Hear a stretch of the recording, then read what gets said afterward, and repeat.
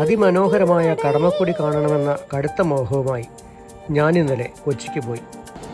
എറണാകുളം സൗത്തിൽ നിന്നും കൊച്ചി മെട്രോയിൽ കയറി കളമശ്ശേരിയിൽ ഇറങ്ങുമ്പോൾ എൻ്റെ കുടുംബ സുഹൃത്തും ഓഡിയോ എഞ്ചിനീയറുമായ സുനിൽ സ്റ്റേഷനിൽ കാത്തുനിൽപ്പുണ്ടായിരുന്നു. അദ്ദേഹത്തോടൊപ്പം ഭാര്യയും പിന്നണി ഗായികയുമായ ശോഭാ ശിവാനിയും മകൾ ദേവനന്ദയും ഉണ്ടായിരുന്നു. കളമശ്ശേരിയിൽ നിന്ന് വല്ലാർപാടം കണ്ടെയ്നർ റോഡ് വഴി പിഴല എന്ന സ്ഥലത്തെത്തി പാലം കയറി കടമക്കുടിയിലേക്ക് പോകാനാണ് ഞങ്ങളുടെ പ്ലാൻ. പാലത്തിൻ്റെ വീതികൂടി ഭാഗത്ത് വണ്ടി നിർത്തി പുറത്തിറങ്ങുമ്പോൾ സൂര്യൻ നേരെ തലയ്ക്ക് മുകളിൽ കത്തിജ്വലിച്ചു നിൽക്കുന്നു. തീ പാർന്ന ഈ വെയിലിന് നടുവിലും വിശാലമായ പൊക്കാളിപ്പാടങ്ങളുടെ നിറഭംഗി ഞാൻ ക്യാമറയിലാക്കി. നമുക്ക് മുന്നിൽ കണ്ണെത്താ ദൂരത്തോളം പരന്നു കിടക്കുന്ന വെള്ളക്കെട്ട്. ഇപ്പോഴിവിടെ ചെമ്മീൻ കെട്ടിൻ്റെ സീസണാണ്.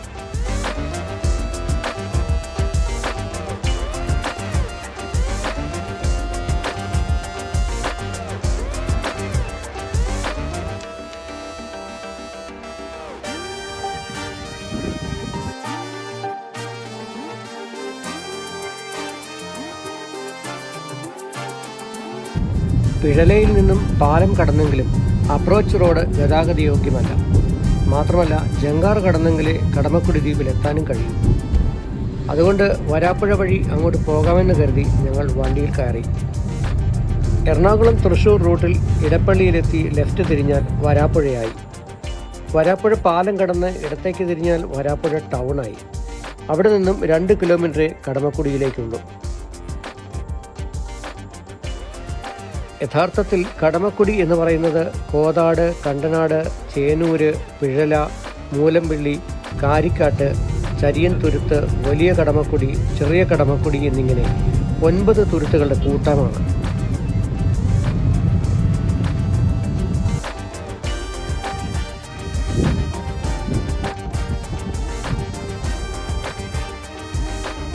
നമസ്കാരം. ഇന്ന് നമ്മൾ വന്നിരിക്കുന്നത് കടമക്കുടി എന്ന് പറയുന്ന വില്ലേജിലേക്കാണ്.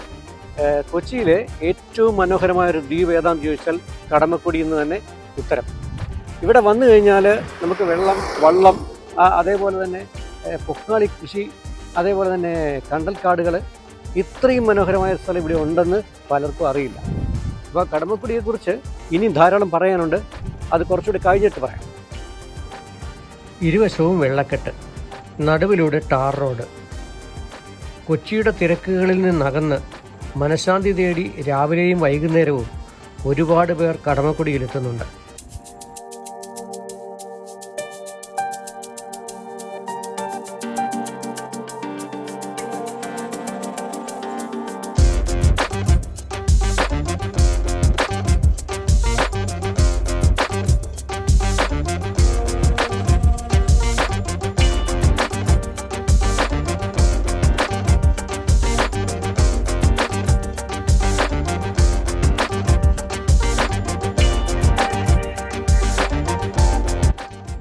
പ്രഭാത സവാരിക്ക് ഇവിടെ എത്തുന്നവർക്ക് വ്യായാമം ചെയ്യുവാൻ എറണാകുളം ജില്ലാ പഞ്ചായത്തിൻ്റെ വക എക്യുപ്മെൻറ്റ്സ് റോഡിൻ്റെ ഒരു വശത്ത് സെറ്റ് ചെയ്തിട്ടുണ്ട്.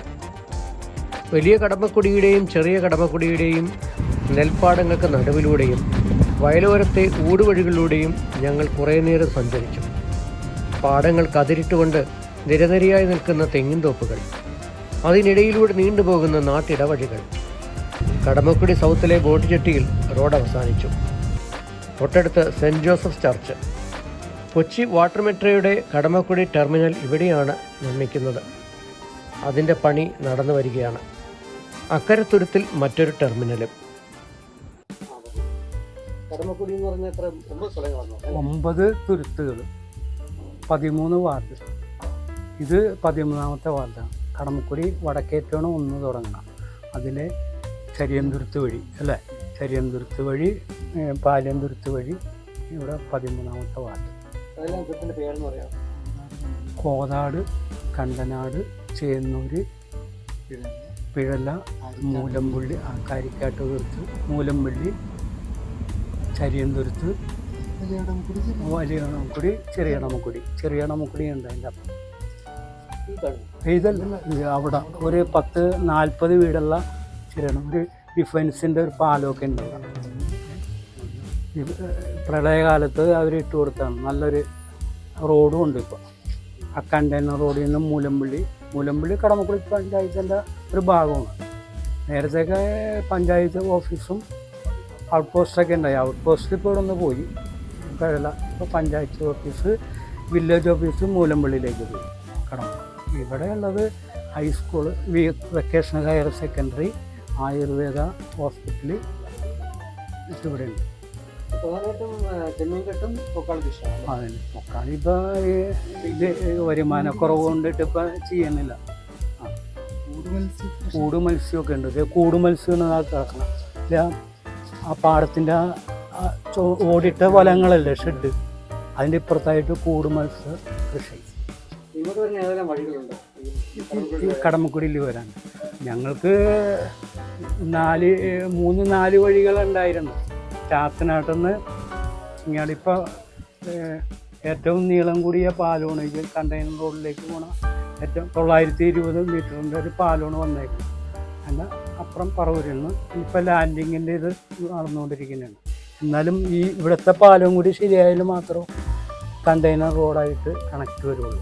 അപ്പോൾ അവിടെ പിഴല മൂലമ്പള്ളിയിൽ നിന്നായി പാലമായി, ഇവിടെയും ആയി കടമക്കുടി ചാത്തനാട്. അപ്പോൾ ഈ മധ്യത്തിലുള്ളതും കൂടി വരണം. പറവൂർ അവിടെ വടക്ക് ഏഴിക്കര കഴിഞ്ഞ് പറവൂർ കടമക്കുടി അമ്പലത്തിൻ്റെ സെൻറ്ററിൽ. ആ, ഈ പ്രളയത്തിന് മുമ്പ് ഒരു ട്രാൻസ്പോർട്ട് 2 ടൈമിൽ വരുന്നുണ്ട്. പിന്നെ ആലുവ വണ്ടിയുണ്ട്, കലൂർ വണ്ടി ഉണ്ടായിരുന്നു, അത് നിർത്തി. ഇപ്പോൾ വൈറ്റില വണ്ടി 2 ഓടുന്നുണ്ട്, പറവൂർ വണ്ടി 2 ഓടുന്നുണ്ട്. ചില ട്രിപ്പൊക്കെ അവർ മുടക്കും, രാവിലെയുള്ള ട്രിപ്പിൽ പോവും. പിന്നെ ഇപ്പോൾ സ്കൂളിൻ്റെ ഇത് പ്രമാണിച്ച് ഒരു സ്പെഷ്യൽ ബസ് അവരുടെ ടൈമിൽ വരണമെന്ന് തോന്നുന്നു. അല്ല, ട്രാൻസ്പോർട്ട് 2 ടൈമിൽ ഓടും. രാവിലെ നേരത്തെ സ്റ്റേ ഒക്കെ കൊടുത്ത കാരണം 5:30 ഉണ്ടായിരുന്നു, അതൊക്കെ നിർത്തിക്കളാണ്. ആലുവ ഇപ്പം ആലുവയിൽ നിന്ന് വരണം. അത് കടമക്കുടി അമ്പലമാണ് അതിൻ്റെ മദ്യം, അത്രം തന്നെ ഞങ്ങളുടെ ഉണ്ട്. ഇത് സിറിയൻ ലാറ്റിൻ പള്ളിയാണിത്, വരാപ്പുഴ രൂപം. പിന്നെ വടക്ക് സിറിയൻ പള്ളിയുണ്ട്, സെൻ്റ് അഗസ്റ്റ് പള്ളി വടക്കുണ്ട്.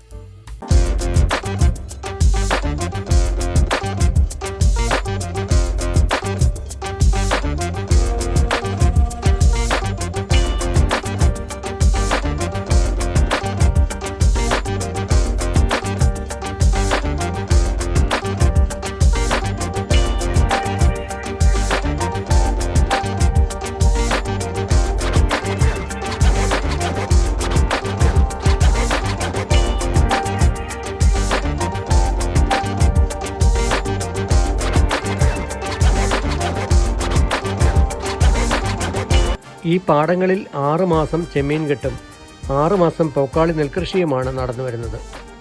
നെൽകൃഷി ലാഭകരമല്ലാത്തതിനാൽ പലരും കൃഷി ഉപേക്ഷിച്ച മട്ടാണ്. ചെമ്മീൻ കൃഷി ഇപ്പോഴും ലാർജ് സ്കെയിലിൽ നടന്നു വരുന്നുണ്ട്. തെള്ളി, നാരൻ, കാര ചെമ്മീനുകളെയാണ് ഈ പാടങ്ങളിൽ വളർത്തി വിളവെടുക്കുന്നത്.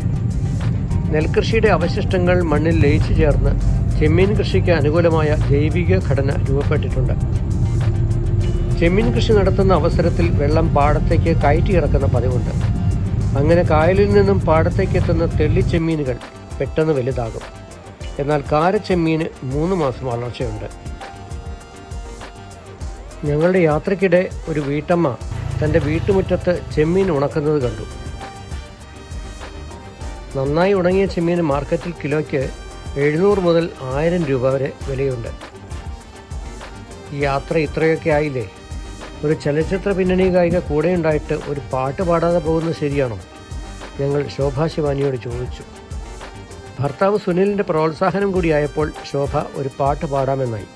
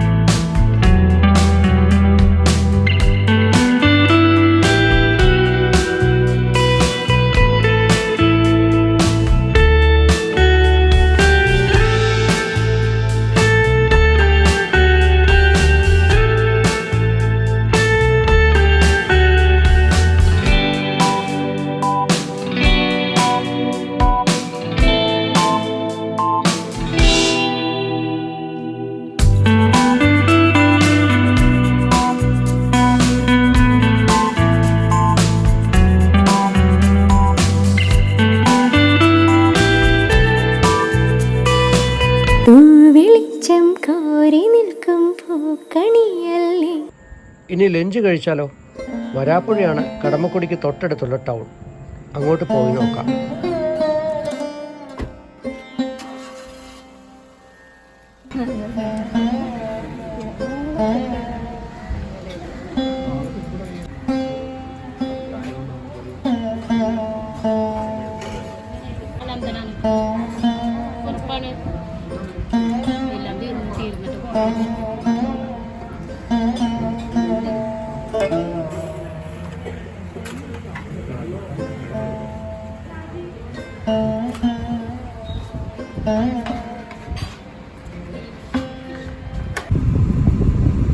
മഴക്കാലത്താണ് നിങ്ങൾ കടമക്കുടിയിലേക്ക് വരുന്നതെങ്കിൽ പൊക്കാളി നെൽപ്പാടങ്ങൾ പച്ചപ്പട്ടണിഞ്ഞ് നിൽക്കുന്നത് കാണും.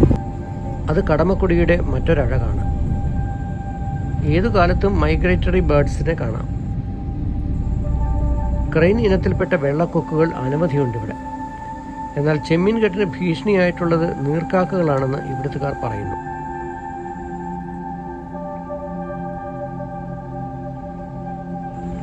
വാട്ടർ മെട്രോയുടെ ടെർമിനലുകൾ പൂർത്തിയായിക്കൊണ്ടിരിക്കുന്നു. അതോടെ തദ്ദേശവാസികൾ യാത്രാക്ലേശം പരിഹരിക്കപ്പെടുമെന്ന് 100% വിശ്വസിക്കാം. അതുവഴി അവരുടെ ജീവിത സാഹചര്യവും മെച്ചപ്പെടുമെന്ന് പ്രതീക്ഷിക്കാം.